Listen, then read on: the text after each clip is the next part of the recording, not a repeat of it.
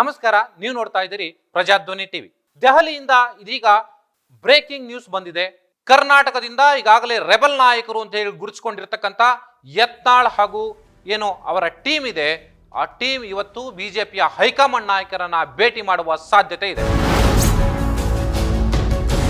ಪ್ರಜಾಧ್ವನಿ ಟಿವಿಗೆ ಸಿಕ್ಕಿರ್ತಕ್ಕಂಥ ಅಧಿಕೃತ ಮೂಲಗಳ ಪ್ರಕಾರ ಇವತ್ತು ಬಿಜೆಪಿಯ ಹೈಕಮಾಂಡ್ ನಾಯಕರಾದ ಅರುಣ್ ಸಿಂಗ್ ಮತ್ತೆ ಅಮಿತ್ ಶಾ ಅವರನ್ನ ಗುಪ್ತವಾಗಿ ಯತ್ನಾಳ್ ಟೀಮ್ ಭೇಟಿ ಮಾಡುವಂತಹ ಸಾಧ್ಯತೆ ಇದೆ. ಹೈಕಮಾಂಡ್ ಭೇಟಿ ಮಾಡಲಿರುವ ಯತ್ನಾಳ್ ಟೀಮ್ ಇನ್ನು ದೆಹಲಿಯಲ್ಲೇ ಸಭೆ. ಇಂದು ಹೈಕಮಾಂಡ್ ನಾಯಕರ ಭೇಟಿ ಸಾಧ್ಯತೆ. ಯತ್ನಾಳ್ ಟೀಮ್ಗೆ ಹೈಕಮಾಂಡ್ ಶ್ರೀರಕ್ಷೆ. ಯತ್ನಾಳ್ ಅವರಿಗೆ ಎಲ್ಲ ಒಂದು ಕಡೆಗೆ ಹೈಕಮಾಂಡ್ ನಾಯಕರ ಕೃಪೆ ಇದೆಯಾ ಅನ್ನುವಂಥ ಪ್ರಶ್ನೆ ಕರ್ನಾಟಕದಲ್ಲಿ ಈಗಾಗಲೇ ಉದ್ಭವ ಆಗಿರುವಂಥದ್ದು. ಬಿಜೆಪಿಯ ರಾಜ್ಯಾಧ್ಯಕ್ಷರಾದಂಥ BY ವಿಜೇಂದ್ರ ಅವರ ವಿರುದ್ಧ ತೊಡೆತಟ್ಟಿ ನಿಂತಿರುವಂತಹ ಯತ್ನಾಳ್ ಅವರಿಗೆ ಹೈಕಮಾಂಡ್ ಶ್ರೀರಕ್ಷೆ ಇದೆಯಾ ಅನ್ನುವಂಥ ಪ್ರಶ್ನೆ ಉದ್ಭವ ಆಗಿತ್ತು. ಅದಕ್ಕೆ ಇವತ್ತು ಬಹುತೇಕ ಉತ್ತರ ಸಿಗುವಂತಹ ಸಾಧ್ಯತೆ ಇದೆ. ಕುಮಾರ್ ಬಂಗಾರಪ್ಪನವರು, ಯತ್ನಾಳ್ ಅವರು ಹಾಗೆಯೇ ರಮೇಶ್ ಜಾರಕಿಹೊಳಿ ಅವರ ನೇತೃತ್ವದಲ್ಲಿ ಇವತ್ತು ಒಂದು ಟೀಮು, ಯತ್ನಾಳ್ ಅವರ ಟೀಮು ಬಿಜೆಪಿಯ ಹೈಕಮಾಂಡ್ ನಾಯಕರನ್ನ ಭೇಟಿ ಮಾಡುವಂತಹ ಸಾಧ್ಯತೆ ಇದೆ. ಒಂದು ವೇಳೆ ಅಮಿತ್ ಶಾ ಅವರು ಸಿಗದೇ ಇದ್ರೂ ಕೂಡ ಅರುಣ್ ಸಿಂಗ್ ಅವರನ್ನಾರು ಕೂಡ ಭೇಟಿ ಮಾಡಿ ಈ ರಾಜ್ಯದಲ್ಲಿ ಉಲ್ಬಣ ಆಗಿರುವಂತಹ ಸಮಸ್ಯೆಗಳ ಬಗ್ಗೆ ಚರ್ಚೆ ಮಾಡುವಂತಹ ಸಾಧ್ಯತೆ ಇರುವಂಥದ್ದು. ಪ್ರಜಾಧ್ವನಿಗೆ ಸಿಕ್ಕಿರ್ತಕ್ಕಂಥ ಅಧಿಕೃತ ಮೂಲಗಳ ಪ್ರಕಾರ ಕರ್ನಾಟಕದಲ್ಲಿ ವಕ್ಫ್ ವಿಚಾರದಲ್ಲಿ ಈಗಾಗಲೇ ಸಾಕಷ್ಟು ಚರ್ಚೆ ಆಗ್ತಾ ಇರುವಂಥದ್ದು. ಬಿಜೆಪಿ ವಕ್ಫ್ ಆಸ್ತಿಯ ವಿಚಾರದಲ್ಲಿ ಆ ಹೋರಾಟವನ್ನು ಕೈಗೆತ್ತಿಕೊಳ್ಳಬೇಕು. ಸೊ ಆ ಕಾರಣಕ್ಕಾಗಿ ಬಿಜೆಪಿ ರಾಜ್ಯಾದ್ಯಂತ ಹೋರಾಟಕ್ಕೆ ಸನ್ನದ್ಧರಾಗಬೇಕಾಗಿತ್ತು. ಆದರೆ ವಿಜಯೇಂದ್ರ ಅವರು ಆ ಹೋರಾಟಕ್ಕೆ ಬೆಂಬಲವನ್ನು ಕೊಡ್ತಾ ಇಲ್ಲ, ಅದರ ಜೊತೆಯಲ್ಲಿ ಕೈ ಜೋಡಿಸ್ತಾ ಇಲ್ಲ ಅನ್ನುವಂತಹ ದೂರನ್ನ ಹೈಕಮಾಂಡ್ ನಾಯಕರಿಗೆ ಯತ್ನಾಳ್ ಟೀಮ್ ಇವತ್ತು ಮುಟ್ಟಿಸುವಂತಹ ಸಾಧ್ಯತೆ ಇದೆ.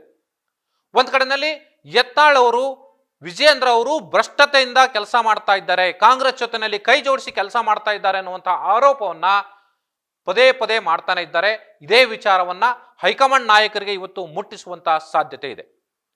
ಕುಮಾರ್ ಬಂಗಾರಪ್ಪನವರು, ಯತ್ನಾಳ್ ಅವರು, ರಮೇಶ್ ಜಾರಕಿಹೊಳಿ ಜೊತೆಗೆ ಪ್ರತಾಪ್ ಸಿಂಹ ಹಾಗೆಯೇ ಅರವಿಂದ್ ಲಿಂಬಾವಳಿ ಸೇರಿದಂತೆ ಯತ್ನಾಳ್ ಟೀಮ್ನಲ್ಲಿದ್ದಂಥ ಅನೇಕ ನಾಯಕರು ಇವತ್ತು ದೆಹಲಿಯಲ್ಲಿ ಮತ್ತೊಂದು ಸಭೆ ಮಾಡುವಂಥ ಸಾಧ್ಯತೆ ಇದೆ. ಆ ಸಭೆಯಲ್ಲಿ ಎಲ್ಲವನ್ನ ಚರ್ಚೆಯನ್ನು ಮಾಡಿ ಆ ನಂತರ ಹೈಕಮಾಂಡ್ ನಾಯಕರಿಗೆ ಒಂದು ದೂರನ್ನು ಕೊಡುವಂತಹ ಸಾಧ್ಯತೆ ಇರುವಂಥದ್ದು. ಆ ದೂರಿನಲ್ಲಿ ಸ್ಪಷ್ಟವಾಗಿ ಯತ್ನಾಳ್ ಅವರು ಹೇಳುವಂತ ಪ್ರಕಾರ BY ವಿಜೇಂದ್ರ ಅವರನ್ನ ರಾಜ್ಯಾಧ್ಯಕ್ಷ ಹುದ್ದೆಯಿಂದ ಕೆಳಗಿಳಿಸಬೇಕು. ಆಗ ಮಾತ್ರ ಬಿಜೆಪಿಯಲ್ಲಿ ಇರುವಂತಹ ಭಿನ್ನಮತ ಅಥವಾ ಏನು ಈ ನಾಯಕತ್ವದ ಸಮಸ್ಯೆ ಇದೆ ಇದು ಬಗೆಹರಿಯುತ್ತೆ.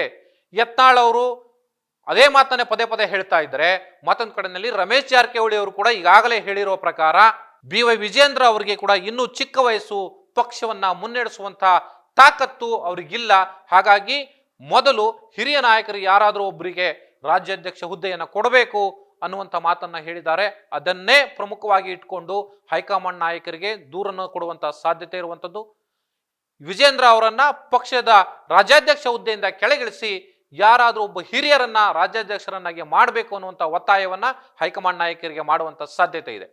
ಸೊ ಈ ನೆಲೆಯಲ್ಲಿ ಪ್ರಜಾಧ್ವನಿಗೆ ಈಗ ಬಂದಿರತಕ್ಕಂಥ ಮಾಹಿತಿಯ ಪ್ರಕಾರ ಇವತ್ತು ಸಂಜೆ ಒಳಗೆ ಹೈಕಮಾಂಡ್ ನಾಯಕರನ್ನ ಭೇಟಿ ಮಾಡಿ ವಿಜೇಂದ್ರ ಅವರ ವಿರುದ್ಧ ದೂರನ್ನು ಕೊಡ್ತಾರೆ. ಆದರೆ ದೂರಿನ ನಂತರ ಪಕ್ಷದಲ್ಲಿ ಏನೆಲ್ಲ ಬೆಳವಣಿಗೆಗಳಾಗುತ್ತೆ, ಜೊತೆಗೆ ವಕ್ಫ್ ವಿಚಾರವನ್ನ ಬಿಜೆಪಿ ನಿಜಕ್ಕೂ ಒಗ್ಗೂಡಿ ಹೋರಾಟವನ್ನ ಮಾಡುತ್ತಾ, ಬರುವಂತಹ ಚಳಿಗಾಲದ ಅಧಿವೇಶನದಲ್ಲಿ ಬಿಜೆಪಿಯ ಎಲ್ಲ ನಾಯಕರು ಕೂಡ ಒಟ್ಟುಗೂಡಿ ಈ ಹೋರಾಟವನ್ನ ಕೈಗೆತ್ತಿಕೊಳ್ತಾರ, ಕಾದ್ ನೋಡ್ಬೇಕಾಗಿದೆ.